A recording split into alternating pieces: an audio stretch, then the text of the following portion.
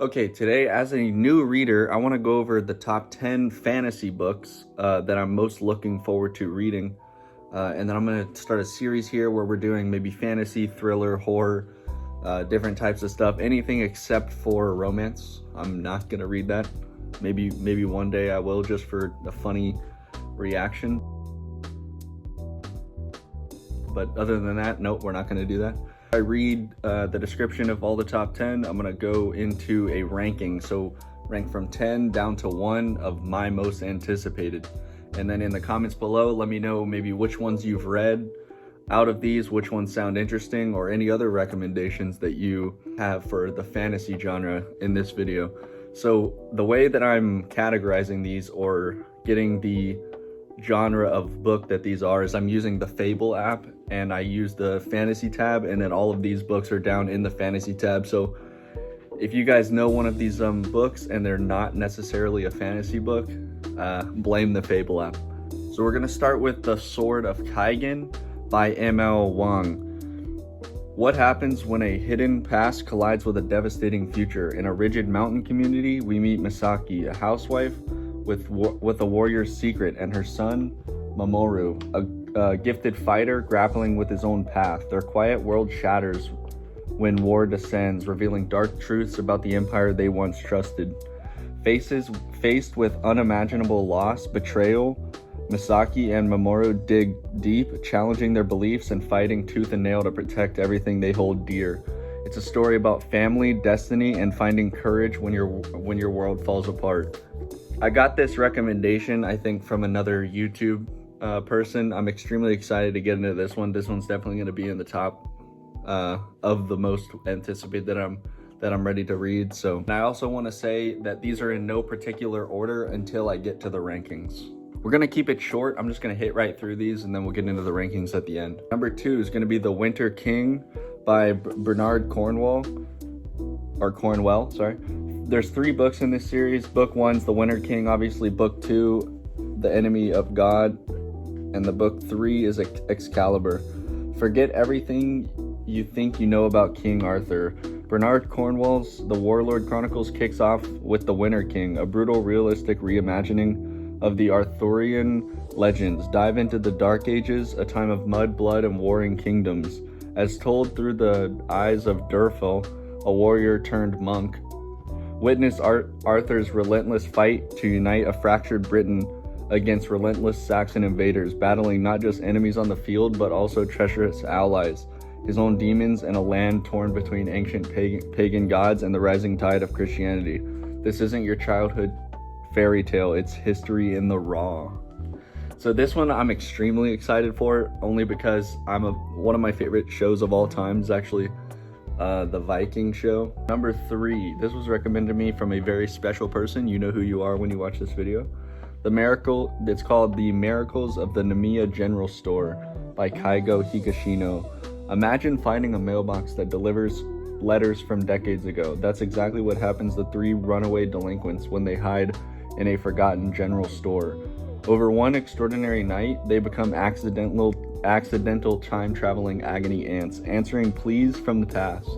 But as they offer advice to strangers across time, they find their own broken pieces starting to connect, revealing secrets about themselves and the echoes of a shopkeeper's hidden history. Number 4, I actually saw it on the YouTube channel Mike's Book Reviews. I've been watching a lot of him.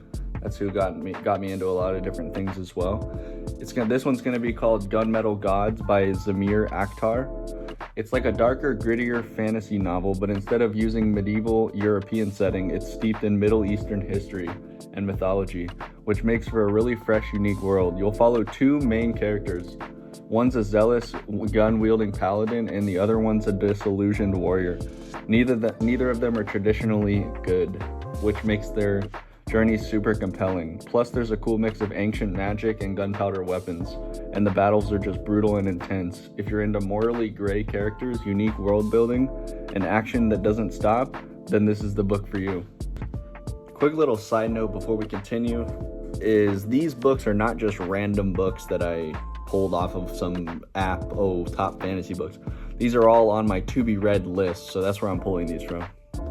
And now for the live ship traders. Ever wondered what it's like if your ship was alive? I do. Robin Hobb's Live Ship Traders trilogy, set in the same rich world as the Farseer books, takes you on a sprawling seafaring adventure, which that's where it gives me the vibe of sitting out on an ocean and stuff. It follows the powerful Vestrit family of Bingtown, sounds like something from One Piece, and their incredible live ships sentiment vessels carved from magical wizard wood that awaken after 3 generations of owners die on their decks. Get ready for a deep dive into themes of family legacy, dangerous piracy, and the complex, often a vile bond between humans and their living ships. This isn't just a fantasy, it's an exploration of freedom, identity, and what it truly means to be alive on the high seas. I don't know about me, but I felt like I just read a over-the-top description of One Piece. For number 6, we're going to go with The Grave Empire by Richard Swan. This is the first one in the Great Silence series, and there's only one of these out as of right now of recording this video. I think there will be more. I'm not exactly sure. But a little description of that one. If you're after a dark, expansive fantasy that blends grim, dark grit with cosmic horror, check out Richard Swan's Grave Empire. This book's perfectly accessible as a standalone, throws you into a world on the brink of an industrial revolution where ancient, terrifying entities are waking up. You'll follow multiple POVs, from an ambassador dealing with mermen to a soldier fighting unseen horrors, all while a truly apocalyptic great silence looms. It's a relentless, atmospheric read packed with intricate world building and unsettling dread. I'm very excited to get into this one just because of the part where it says apocalyptic and the multiple POVs, along with the terrifying entities are waking up. Whatever is going on there sounds extremely intriguing to me. So for number 7, I'm going to go with The Raven Scholar by Antonia Hodgson. I think that's how you say it. This one was actually in the running for one of the books of the month in the Fable app group that I'm in. I'll link that one in the description. It actually lost. I think it might have been second. The one that won is actually going to be our next book, and I'll definitely be picking up that one very soon to read along with the group. But a little description about The Raven Scholar. If you're looking for a fantasy book that's just incredibly smart and keeps you guessing, you really should pick up this one.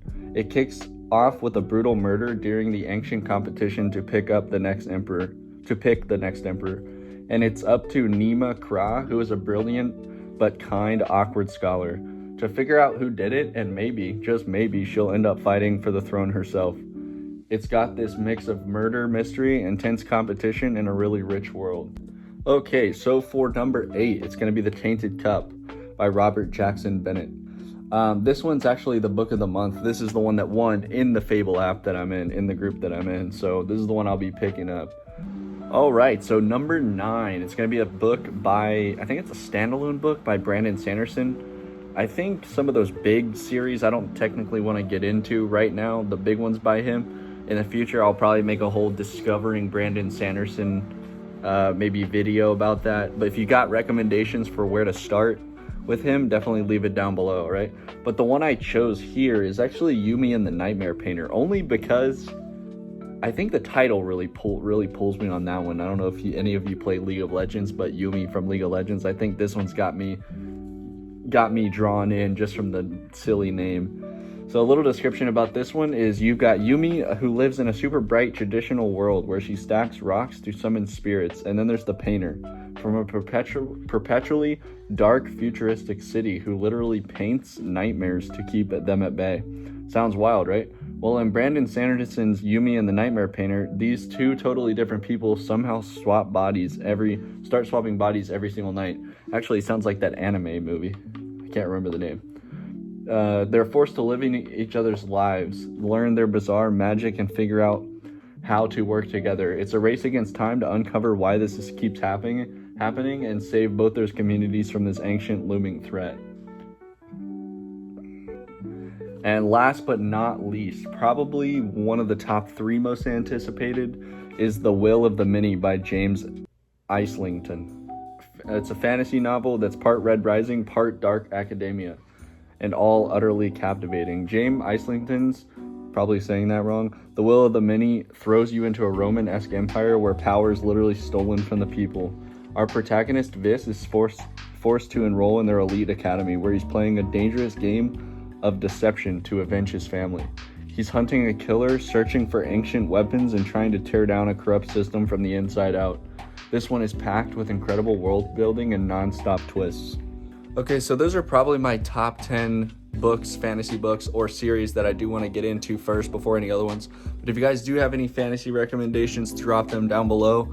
And the next genre of book that you want me to do, definitely leave that down below too. I'll probably do horror or thriller. That's mostly my favorite type of genre when it comes to movies and TV. So now we're going to get into the ranking of from 10 down to 1 out of those 10 that I gave that are my most anticipated ones. Okay, I've got my top 10 list here. So number 10 is going to be, it's going to be Raven Scholar. Number 9, probably going to be Yumi and the Nightmare Painter. 8, probably Live Ship Traders Farseer series. 7, it's going to be Gunmetal Gods. 6 is going to be Grave Empire. 5, The Tainted Cup. 4, The Winter King and the Warlord Chronicles. 3, The Will of the Many. 2, The Miracles of the Namiya General Store, and 1's got to be The Sword of Kaigen. So that's my top 10. Last few things before this video ends out is I just want to say I'm thankful for everyone that's left comments on the previous videos. That's my whole point of why I'm even doing the YouTube channel, is to have conversations with all of you guys about stories and just anything that you want to leave down there. So I appreciate all that. If you guys enjoyed the top 10, put your top 10 maybe in the comments below, and like the video and also subscribe. I appreciate all of you, and I'll see all of you in the next video. I've been working on a few other projects that we got coming out soon, so see you guys.